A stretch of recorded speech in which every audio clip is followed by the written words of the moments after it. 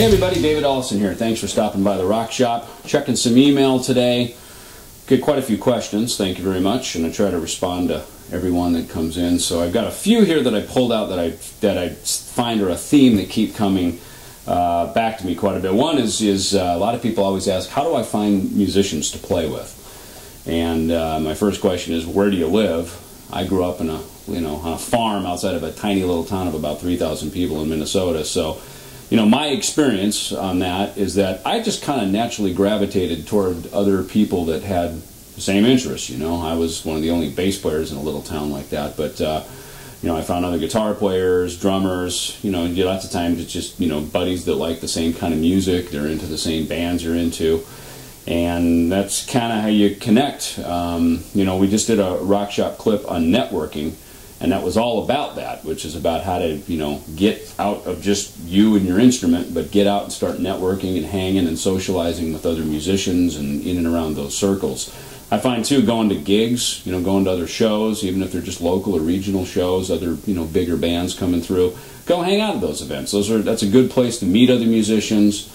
And I think you're certain to find some other people who are have the same passion that you do, and maybe the same temperament, because not everybody wants to go be a rock star. Some people just want to get together and play once in a while. So I think the more you're out, you're hanging out, and you're out of the house, being a part of that stuff will help. Certainly the internet is one way to do it. I've never found a musician through Craigslist, but I've heard of people that look for them on there. So.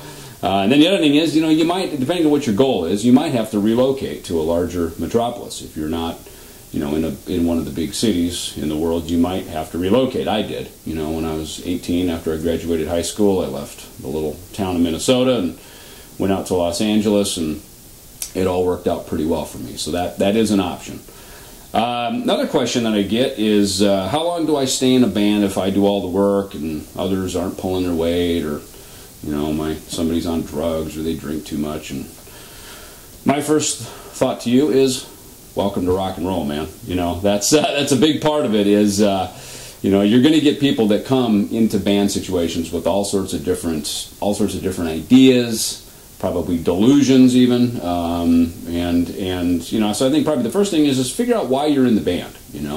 There's always a guy like me who's hyper motivated, and I've got my sights set on probably the biggest goals possible, and so I always tended to be around people like that. I often played with older musicians most of my career because they kind of helped raise me up to their skills and ability. But at the same time, look, if you're just getting together playing with your buddies and that's all it is, don't go pissing them off and making enemies because you're trying to be too corporate about stuff, Yet at the same time, if your goal is, look, man, I want to do this as for a living, I want to do it as a career, well, then get serious about it and put yourself in situations with people that have those same goals and those same ideals. Again, in the music business, you're going to find people that just want to play for fun. You're going to find some people that go, oh, dude, I'm just about music. I don't care about the business.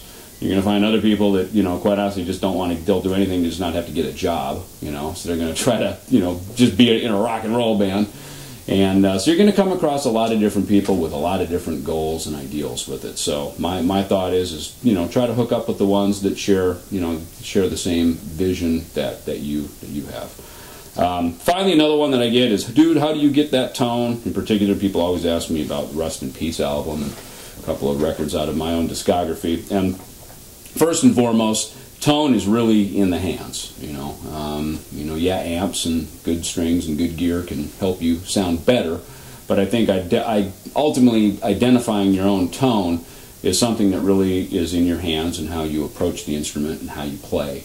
So again, I think that rather than running around trying to find gear to make you sound a certain way. I mean, I grew up listening to everything from Kiss records, and trying to play and sound like Gene Simmons, or trying to figure out Steve Harris Iron Maiden licks and Geddy Lee Rush licks and stuff like that. And while that was certainly educational for me, ultimately I don't play like any of them, and that's the point of it. I think is that at least as aspirations to be an original artist and make original recordings, is that ultimately you kind of find your own way, and the more you play with other people, it will force you to have to create a sound and a style, and eventually a style will be created out of that. So, as I always try to promote, try to play with as many different people as possible in as many different settings as possible, at least early on, because a lot of what we learn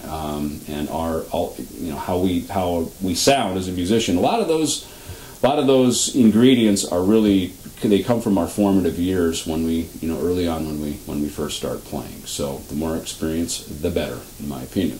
That's it for today's Rock Shop. You can give me an email, rockshop@davidellefson.com. Thanks.